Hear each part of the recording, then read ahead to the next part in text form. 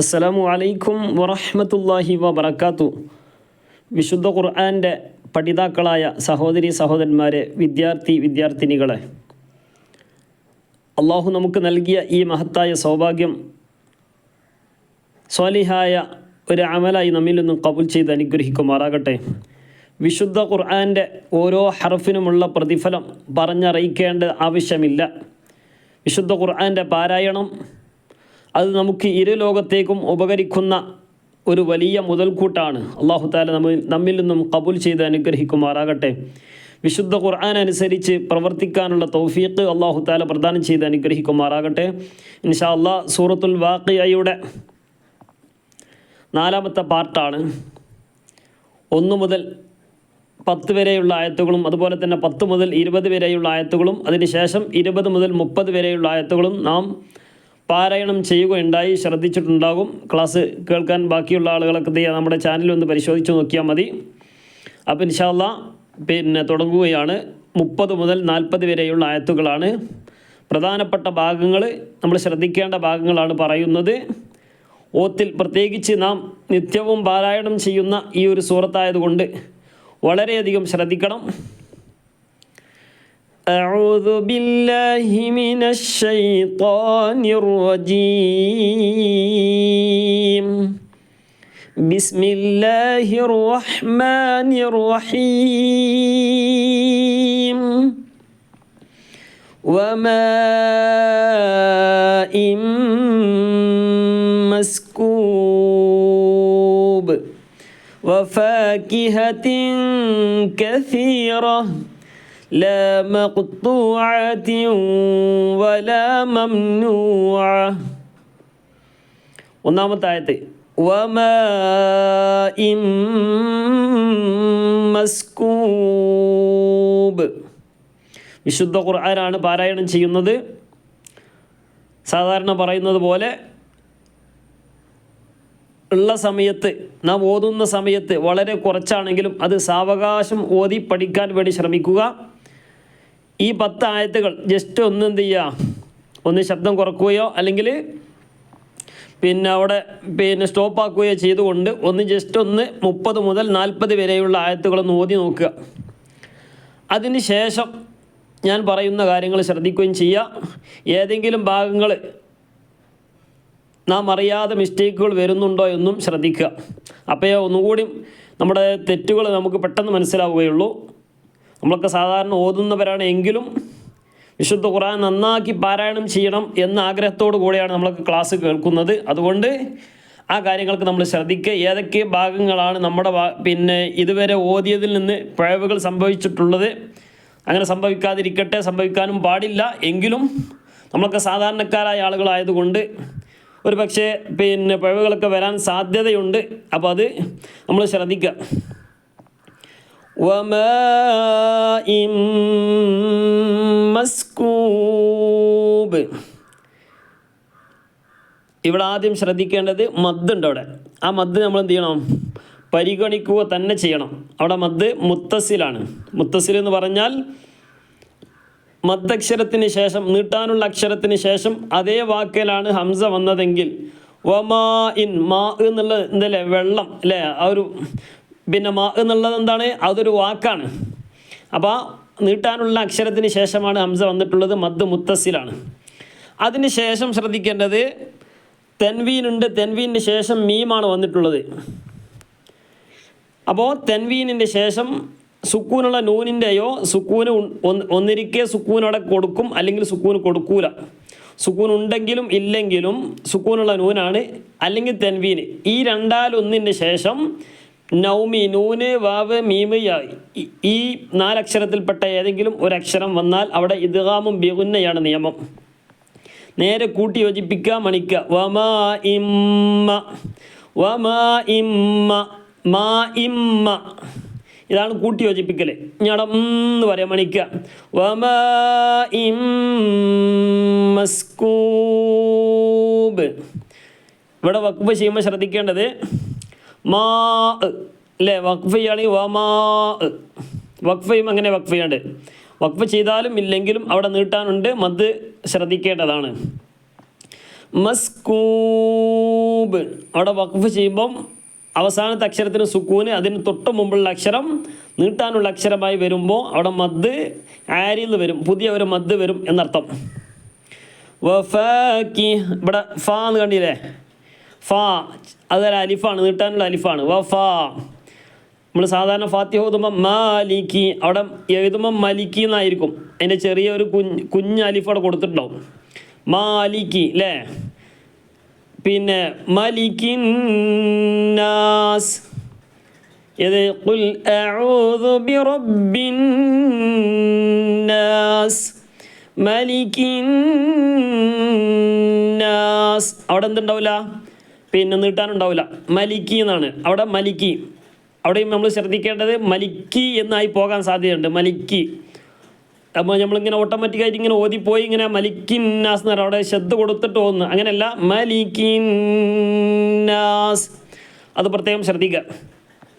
അപ്പോൾ ഈ കുഞ്ഞ് അലിഫ് വഫാകിഹത്തിൻ കസീറ, ഇവിടെ തെൻവീൻ കണ്ടില്ല, ഈ തെൻവീന്, ഈ തെൻവീന് ശേഷം കാഫാണ് വന്നിട്ടുള്ളത്. കാഫ് എന്തിൻ്റെ അക്ഷരമാണ്? ഇഖ്ഫായിൻ്റെ അക്ഷരമാണ്. നമ്മൾ കഴിഞ്ഞ ക്ലാസ്സിലൊക്കെ ഇഖ്ഫായിൻ്റെ അക്ഷരങ്ങളൊക്കെ വളരെ പിന്നെ ഇഖ്ഫായിൻ്റെ അക്ഷരങ്ങളും അതുപോലെ തന്നെ ഇദ്ഹാറിൻ്റെ അക്ഷരങ്ങളൊക്കെ നമ്മൾ കൃത്യമായിട്ട് പറഞ്ഞിരുന്നു. അപ്പോൾ ആ ക്ലാസ്സുകൾ കേൾക്കാൻ ബാക്കിയുള്ള ആളുകൾക്ക് എന്ത് ചെയ്യുക, ആ ക്ലാസ് പൂർണ്ണമായിട്ടും കേൾക്കുക. രണ്ടാമത്തെ പിന്നെ മൂന്നാമത്തെ ക്ലാസ്സും രണ്ടിലും ഒന്നിലൊക്കെ പറഞ്ഞിട്ടുണ്ട്. അപ്പോൾ തെൻവീൻ്റെ ശേഷം കാഫ് വന്നു, ഇഖ്ഫാണ് ചെയ്യേണ്ടത്. വഫാക്കി അത് നമ്മൾ ഓട്ടോമാറ്റിക്കായിട്ട് ഓത്തിൽ വരുന്നുണ്ടോ ശ്രദ്ധിക്കണം. അത് നമ്മളിങ്ങനെ ഓതിപ്പോയതുകൊണ്ട് കാര്യമില്ല, അല്ലെങ്കിൽ പിന്നെ ഈ ക്ലാസ് കേൾക്കേണ്ട ആവശ്യമില്ല. നമ്മൾ ഈ ക്ലാസ്സുകളൊക്കെ കേൾക്കുന്നത് നമ്മൾ ഓത്തിലത് കൊണ്ടുവരാനാണ്. അപ്പോൾ അത് നമ്മൾ പ്രത്യേകം ശ്രദ്ധിക്കേണ്ടതാണ്.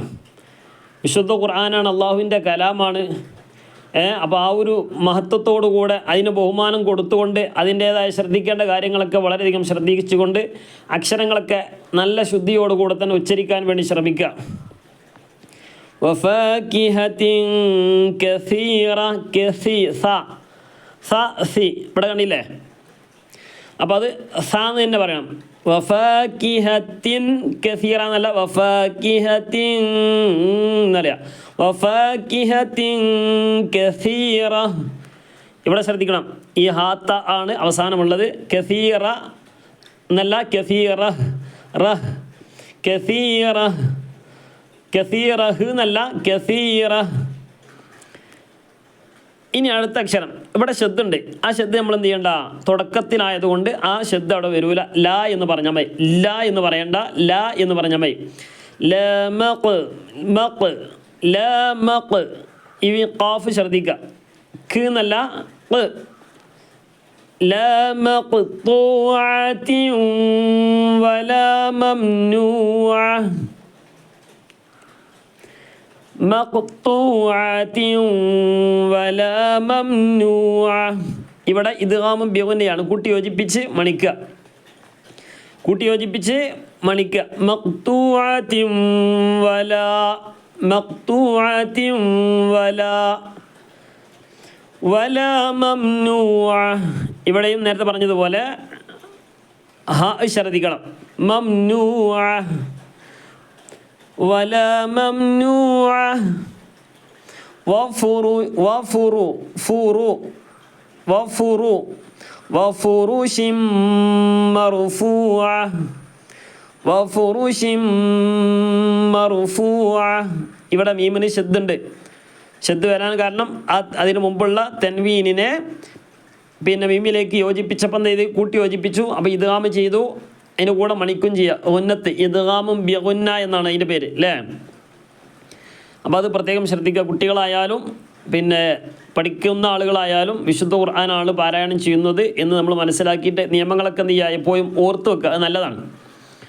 വഫുറുഷിം നൗമി, നൂന് വാവ് മീമ് യാ, സുക്കൂനുള്ള നൂനിൻ്റെയോ തെൻവീനിൻ്റെയോ ശേഷം ഈ 4 അക്ഷരങ്ങൾ വന്നാൽ ഇദ്ഗാമും ബിഗുന്നയാണ്.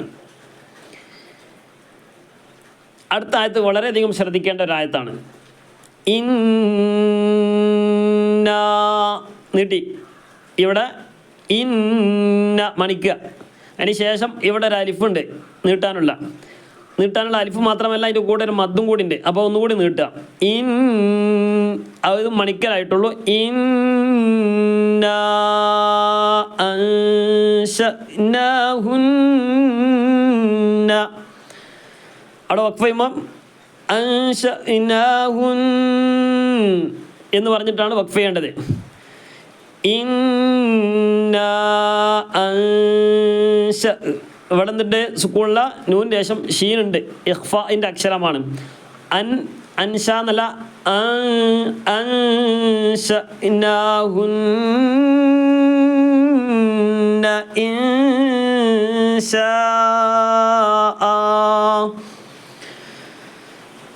ഇവിടെ ഇന്നാ എന്നുള്ളിടത്ത് മദ്, ഇന്നാ അൻശഅന, അൻശ എന്ന് പറയുന്നത് അൻശഅനാഹുന്ന. അവിടെ പിന്നെ ശബ്ദമുള്ള നൂനുണ്ട്, അവിടെ മണിക്കണം. അതിന് ശേഷം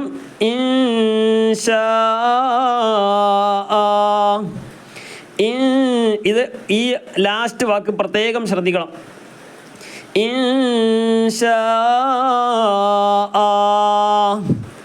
അപ്പോൾ മദ്ദുണ്ട്, മദ്ദിൻ്റെ ശേഷം പിന്നെ ഹംസയുണ്ട്. ഹംസക്ക് തെൻവീൻ ഫത്ത് ആണ്. തെൻവീൻ ഫത്ത് ആകുമ്പോൾ ആ എന്ന് പറഞ്ഞിട്ടാണ് നിർത്തേണ്ടത്. റഹീം റഹീമ എന്ന് വഖഫ് ചെയ്യുന്നത് പോലെ ഇൻശാഅ ഫജഅൽനാഹുന്ന അബ്കാറ അബ്കാറ ഇൻശാഅ. ചെറിയ ഒരു അലിഫിൻ്റെ കതിർ നീട്ടിയിട്ട് നിർത്തിയാൽ മതി. ഇൻഷാ എന്നുള്ളിടത്ത് മദ്ദുണ്ട്, അത് നമ്മൾ കൂടുതൽ നീട്ടണം. എന്നുള്ളിടത്താണ് പറഞ്ഞത്. ഉറുബൻ അത്റാബ. ഇവിടെ തെൻവീന് ശേഷം തെൻവീൻ ഉറുബൻ ബൻ തെൻവീനാണ്. തെൻവീൻ ഫത്തിന് ശേഷം ഹംസ വന്നു, ഇൽഹാറിൻ്റെ അക്ഷരമാണ്. ഇൽഹാറിൻ്റെ അക്ഷരങ്ങൾ ഏതൊക്കെ ഒന്നോർത്ത് നോക്കി. ഹംസ, ഹ, ഹ, ഖ, ഐന്, ഗൈന്. ഈ ആറക്ഷരത്തിൽപ്പെട്ട ഏതെങ്കിലും ഒരു അക്ഷരം വന്നാൽ എന്ത് ചെയ്യണം? അവിടെ ഇൽഹാർ ചെയ്യും. ഇൽഹാർ എന്ന് പറഞ്ഞാൽ വെളിവാക്കുക എന്നർത്ഥം. ഉറുബൻ ബൻ എന്ന് പറഞ്ഞുകൊണ്ട് ബൻ എന്ന് വെളിവാക്കി പറയാം. ഉറുബൻ അത്റാബ ലി അസ്ഹാബിൽ യമീൻ.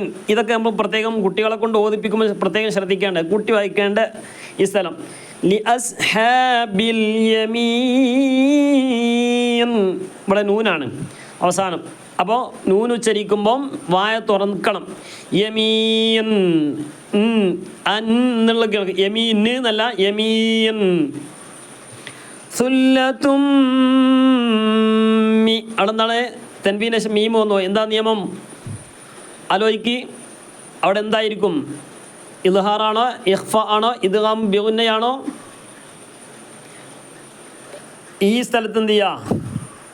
എല്ലാവരും ഇവിടെ നിന്ന് പിന്നെ കേൾക്കുന്ന ആളുകൾ ഈ സ്ഥലത്ത് എന്താണ് നിയമം എന്നുള്ളത് ഒന്ന് പിന്നെ അറിയിക്കുക, കമൻറ്റ് ചെയ്യുക ഇൻഷാ അല്ലാഹ്. സുല്ലത്തും മിനൽ അവ്വലീൻ. സുല്ലത്തും മിനൽ അവ്വലീൻ. മദ് ആരിലാണ്. വസുല്ലത്തും മിനൽ ആഖിരീൻ. വസുല്ലത്തും മിനൽ ആഖിരീൻ. ഇവിടെ ഈ ഹംസൻ്റെ പ്രത്യേകത കഴിഞ്ഞ ക്ലാസ്സിലൊക്കെ പറഞ്ഞതാണ്. ഈ ഹംസക്ക് ഒരു പ്രത്യേകത ഉണ്ട്. പ്രത്യേകത എന്ന് പറഞ്ഞാൽ ഇവിടെ ഓതുമ്പോൾ ശ്രദ്ധിക്കേണ്ടത് എങ്ങനെയാണ് എന്നുള്ളത് കഴിഞ്ഞ ക്ലാസ്സിലൊക്കെ പറഞ്ഞിരുന്നു. അപ്പോൾ ഈ ഒരു ഭാഗം കൂടി എന്ത് ചെയ്യുക, ഒന്ന് പിന്നെ കമൻ്റായിട്ട് അറിയിക്കുക. ഒന്ന് പറഞ്ഞത് സുല്ലത്തുമ്മി ഇവിടെയാണ് പറഞ്ഞത്. പിന്നൊന്ന് ആഖിരീൻ എന്നുള്ള സ്ഥലത്ത്. ഈ രണ്ട് സ്ഥലത്ത് ഇൻഷാ അല്ലാഹ് പിന്നെ കൃത്യമായിട്ട് അറിയിക്കാൻ നോക്കട്ടെ. അപ്പോൾ അത് പ്രത്യേകിച്ച് കുട്ടികളൊക്കെ പ്രത്യേകം ശ്രദ്ധിക്കുക. ഈ രണ്ട് നിയമങ്ങൾ ഒന്ന് അറിയിക്കുക. അപ്പോൾ ഇൻഷാ അല്ലാഹ് പിന്നെ 10 ആയത്തായിട്ടുണ്ട്. അപ്പോൾ 30 മുതൽ 40 വരെയുള്ള ആയത്തുകളാണ്. പിന്നെ അപ്പോൾ 10 ആയത്താണ് പറഞ്ഞിട്ടുള്ളത്. ഈ ഭാഗങ്ങൾ കൃത്യമായിട്ട് പിന്നെ ക്ലാസ് കേട്ടതിന് ശേഷം ഒന്നുകൂടി എന്ത് ചെയ്യുക, പിന്നെ ഒന്ന് ഓതി നോക്കുക. സ്വന്തമായിട്ട് ഇതൊക്കെ കേൾക്കുമ്പോഴും ക്ലാസ് കേൾക്കുമ്പോൾ നമ്മൾ സ്ക്രീനിലേക്ക് നോക്കുക. പിന്നെ വിശുദ്ധ പാരായണം ഖുർആൻ ഒരു കാരണവശാലും എന്ത് ചെയ്യരുത്, ക്ലാസ് കേൾക്കുമ്പോൾ യൂട്യൂബ് പിന്നെ ഇതിലേക്ക് നോക്കുക. ക്ലാസ് കഴിഞ്ഞതിന് ശേഷം നമ്മളൊക്കെ പാരായണം ചെയ്യുമ്പോൾ നിയമം അറിയാൻ വേണ്ടിയാണെങ്കിൽ പിന്നെ യൂട്യൂബിലേക്ക് നോക്കുക. ബാക്കിയൊക്കെ ഖുർആൻ നോക്കിയിട്ടാണ് ഏത് സമയത്ത് നമ്മൾ ഓതേണ്ടത്.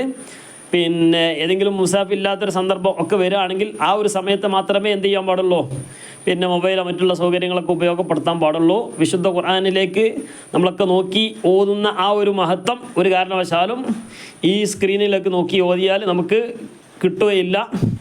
അപ്പോൾ അത് നമ്മൾ പ്രത്യേകം ശ്രദ്ധിക്കുക. പിന്നെ പരമാവധി എന്ത് ചെയ്യുക, ക്ലാസ്സുകളൊക്കെ മനസ്സിലാകുന്നുണ്ടെങ്കിൽ പിന്നെ പരമാവധി ആളുകളിലേക്ക് എത്തിക്കാൻ വേണ്ടി ശ്രമിക്കുക. പിന്നെ ക്ലാസ് കേട്ട ആളുകളൊക്കെ എന്ത് ചെയ്യുക, നിങ്ങളെ വിലയേറിയ അഭിപ്രായങ്ങൾ ക്ലാസ് ഏത് രൂപത്തിൽ പിന്നെ മനസ്സിലാകാത്ത ഭാഗങ്ങളൊക്കെ ഉണ്ടെങ്കിൽ ആ ഭാഗങ്ങൾ ഒന്നുകൂടി പിന്നെ അറിയിക്കുക. പിന്നെ ഏതെങ്കിലും ഭാഗം പ്രത്യേകമായിട്ട് ക്ലാസ് എടുക്കേണ്ടതുണ്ടെങ്കിൽ ആ ഒരു ഭാഗവും അറിയിക്കുക. പിന്നെ അതിൻ്റെ പുറമെ നമ്മുടെ പിന്നെ മദ്രസയിൽ പഠിക്കുന്ന കുട്ടികളൊക്കെ ഉണ്ടാവും, അവർക്ക് എന്ത് ചെയ്യുക, അവരുടെ രക്ഷിതാക്കൾക്ക് പരമാവധി ഇത് അയച്ചു കൊടുക്കാൻ വേണ്ടി ശ്രമിക്കുകയും കൂടെ ഏതായാലും പിന്നെ കേട്ട ആളുകളൊക്കെ എന്ത് ചെയ്യുക, പരമാവധി ലൈക്ക് അടിക്കാൻ വേണ്ടി ശ്രമിക്കുകയും ചെയ്യുക. ഇൻഷാ അല്ലാഹ് അല്ലാഹു തആല നമ്മുടെ ഈ ക്ലാസ് പരിപൂർണമായിട്ടും ഖബൂൽ ചെയ്ത് അനുഗ്രഹിക്കുമാറാകട്ടെ. നല്ല പിന്നെ അക്ഷരശുദ്ധിയോടുകൂടെ തന്നെ വിശുദ്ധ ഖുർആൻ്റെ നിയമങ്ങളൊക്കെ പാലിച്ചുകൊണ്ട് പാരായണം ചെയ്യാനുള്ള തൗഫീഖ് അല്ലാഹു തആല പ്രദാനം ചെയ്ത് അനുഗ്രഹിക്കുമാറാകട്ടെ. അല്ലാഹു തആല നമുക്കും നമ്മുടെ മക്കൾക്കും നാഫിയായ ഇൽമ് പ്രദാനം ചെയ്ത് അനുഗ്രഹിക്കുമാറാകട്ടെ. നല്ല ബുദ്ധിശക്തിയും ഓർമ്മശക്തിയും അല്ലാഹു തആല പ്രദാനം ചെയ്ത് അനുഗ്രഹിക്കുമാറാകട്ടെ. നമ്മെയും നമ്മുടെ മക്കളെയും ജന്നാത്തുൽ ഫിർദൗസിൽ ഒരുമിച്ച് കൂട്ടി അനുഗ്രഹിക്കുമാറാകട്ടെ. ആമീൻ യാ റബ്ബൽ ആലമീൻ. അസ്സലാമു അലൈക്കും വറഹ്മത്തുള്ളാഹി വബറകാതുഹു.